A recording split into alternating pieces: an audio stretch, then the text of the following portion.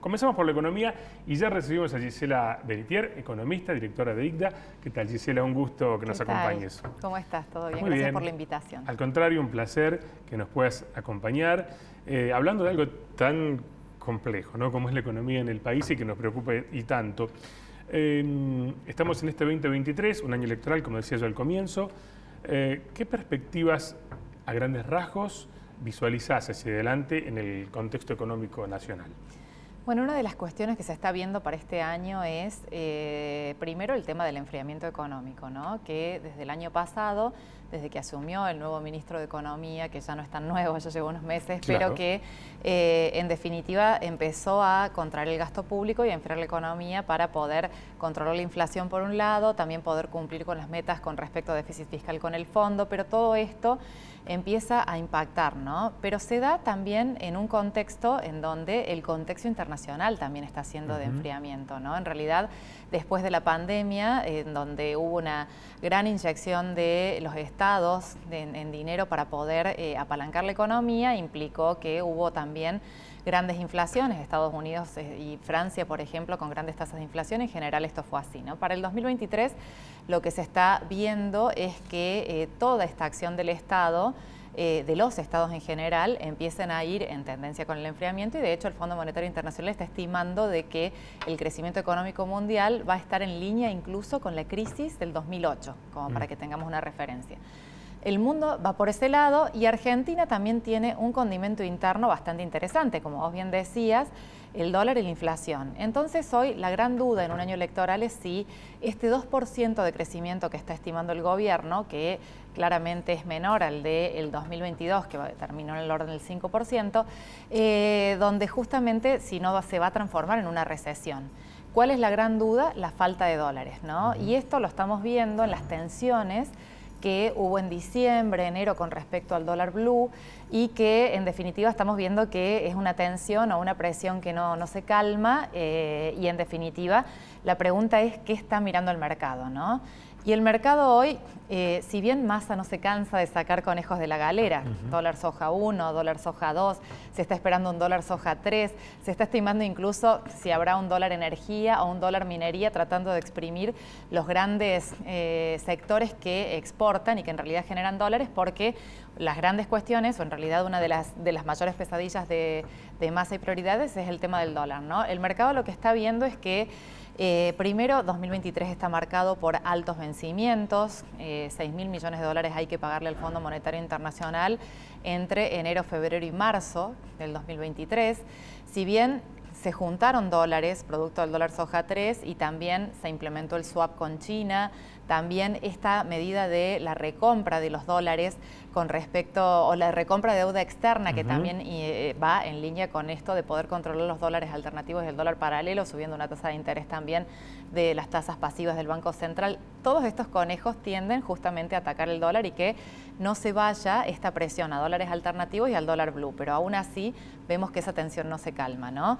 La gran duda tiene que ver con la sequía también. Claro, eso te iba a decir, la falta de dólares se va a intensificar porque se estima que van a entrar, creo que eran 20.000 millones menos de dólares a raíz de la sequía en la Argentina, ¿no? La sequía, bueno, es uno de los grandes factores que está justamente también mirando el mercado, que puede llegar a complicar, junto con estos pagos de grandes vencimientos, también el tema del sector turismo y las divisas que se van por sector turismo, divisas que se van por el sector importaciones, con lo cual posiblemente nos acostumbremos a ver más cepo este año, ¿no? Más cepo a las importaciones y, ¿por qué no?, otros tipos de cambio diferenciales, ¿no? Y esto que mencionabas, que bien decías, estos conejos de la galera que suele sacar el ministro de Economía, ¿son, digamos, acciones aisladas? ¿Responden a un plan? ¿O el gobierno trata de llegar como puede a las elecciones y ver qué pasa después? Hoy lo que está evitando el gobierno es una gran devaluación, ¿no? Entonces, de hecho, este país no resiste una devaluación brusca se trasladaría nuevamente a precios y esto complicaría el llegar a este 60% de inflación que quiere incluso el ministro. De hecho, por ejemplo, todos estos conejos de la galera también van a atacar esta suba de dólares alternativos que ya lo vimos en julio, impactan en la inflación cuando vimos que el dólar blue hubo una gran disparada y terminamos con una inflación del 7% en julio, ¿no? Claro. Ellos quieren llegar a una inflación de 3%, a un 4% en abril, y bueno, y todo esto tiene que ver, todas estas acciones tienen que ver con eso, ¿no? Evitar una devaluación, que no se vayan tantos dólares, cumplir con las metas del Fondo Monetario Internacional, que en el primer trimestre tenemos que juntar 500 millones y tenemos que terminar con 5.000 millones hacia fin de año de netas. Pero viendo todos los drenajes de divisas, se está estimando que incluso cuando Alberto Fernández entregue el gobierno, incluso se lo entregue con menos reservas de las que él las recibió, ¿no? Menos reservas netas. Entonces, todos estos factores causan una tensión en un año electoral, que siempre los años electorales tienen a su vez también las tensiones propias de quién va a ser el futuro presidente, qué medidas podría llegar a tomar. Así que, bueno, todo esto claramente va a terminar impactando, ¿no? Claro, y el tema que mencionabas recién, el tema inflacionario, sí, la intención del gobierno es estar en torno al 60%, la intención es que los gremios tomen acuerdos en relación a ese número, pero la realidad indica que no es tan sencillo que el gobierno pueda a corto plazo empezar a bajar la inflación, ¿no? No, vos sabés que Massa tiene un estilo de gerenciar la política económica que es más política que económica. Claro. ¿No? De hecho, en realidad no es un economista con el Ministerio de Economía, sino que es un político en esto, ¿no? Entonces, por ejemplo, el tema de precios justos, ¿no? Que un economista lo hubiera manejado con controles y demás, él en definitiva se sienta políticamente y acuerda de que si no me bajan las listas, con los precios no van a tener precios justos. Digamos que tiene un manejo de la economía que es más político que económico, ¿no? Esto sería una primera cuestión, incluso con los vencimientos de deuda que hay, en donde se renuevan los vencimientos, es porque también agarran el teléfono y empiezan a llamar a que se empiecen a renovar los distintos actores, ¿no? Entonces, esto sería una creatividad, ¿no? Propia de un pensamiento lateral, por lo menos en términos económicos, que hay que ver cómo se da en esto de poder llegar evitando una devaluación, ¿no? Pero en el medio, bueno, se generan todas estas cuestiones que vos decías muy bien al inicio de si hay un plan, ¿no? La realidad es que, por ejemplo, el tema de tipos de cambios de dólares y diferenciales solo responde a una urgencia económica de no devaluar, pero esto tampoco se puede sostener para siempre porque, en definitiva, terminan beneficiándose sectores en desmedros de otros sectores y distorsión, en definitiva, que es lo que se ve, ¿no? Porque en definitiva, por ejemplo, promocionar sectores altamente competitivos para obtener dólares va en desmedro de sectores que tienen alto valor agregado, son grandes generadores de empleo, pero que en definitiva no podrían exportar tanto y no se los promueve. Y bueno, y todo esto son debates que que incluso se habla en lo que sería de cuál sería el modelo de desarrollo a seguir, ¿no? Claro. Ahora, vos mencionabas recién a un Massa político, relevando o dándole relevancia, mejor dicho, al valor que tiene la política en la economía. Y de hecho, muchos de los problemas que hemos tenido en estos últimos años tienen que ver, ¿no?, con las consecuencias que tiene la economía, el manejo de la política. Y estamos en un contexto este año en donde tenemos un presidente debilitado, un frente de todos dividido, lo mismo pasa en la oposición, en donde el contexto por ahí no es el ideal para generar ciertas condiciones que de alguna manera permitan pensar en cierta certidumbre de cara a lo que venga y mucho menos pensar en generar inversiones que puedan, bueno, motorizar la economía, ¿no? Entonces, en ese contexto el panorama también está un poco enrarecido, diríamos. Es que yo te doy un ejemplo concreto, ¿no? La verdad que ahora, hasta incluso cuando hablamos del dólar Qatar o del dólar Coldplay, ya parece que hubiera sido hace muchísimo tiempo atrás y fue hace como unos meses, ¿no?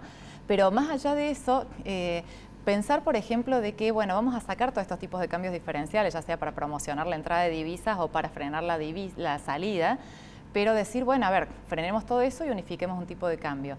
Mi primera pregunta sería, bueno, ¿a qué tipo de cambio? Claro. ¿No? Hoy estamos en una situación donde me pasa en la escuela de negocios y vienen, por ejemplo, y nos dicen, bueno, ¿cuánto cuesta el valor de una cosa? Y la contrapregunta es ¿a qué tipo de cambio? Claro. ¿No? Porque si es el dólar MEP es un valor, si es el dólar blue es otro valor, si es el dólar oficial es otro valor, si es el dólar tarjeta es otro valor. Claro. ¿No? Y en definitiva eso hace muy difícil la planificación y sobre todo la hora de hacer negocios y los proyectos de inversión también, atentando en contra de la inversión propia de una empresa, ¿no? Pero la primera pregunta sería ¿a qué tipo de cambio? Claro. ¿No? Y suponete que nos ponemos de acuerdo a qué tipo de cambio. La segunda pregunta sería ¿cómo evitamos una corrida cambiaria cuando todo vaya a ese tipo de cambio también, ¿no? Entonces, en definitiva, liberamos el mercado, vamos a ese tipo de cambio, ¿cómo evitamos una corrida cambiaria que haga que ese dólar se revalúe más, se vuelva a trasladar a precios y vuelva a haber un efecto de inflación como pasó en el 2018? ¿No? Entonces, creo que a los problemas anteriores, hoy con esto de los dólares diferenciales se está generando un problema adicional del cual no sabemos hoy cómo vamos a salir, ¿no? Y lo que mencionabas hace un ratito de los dólares diferenciales, cepos y demás, el impacto que tiene esto en muchas empresas que ya están reclamándole al gobierno o mostrándole al menos la preocupación en torno a estas medidas, ¿no?, que juegan en contra a la hora de que se pueda planificar en las inversiones y en lo que implican los insumos para que no se detenga el proceso productivo, ¿no? Ni hablar.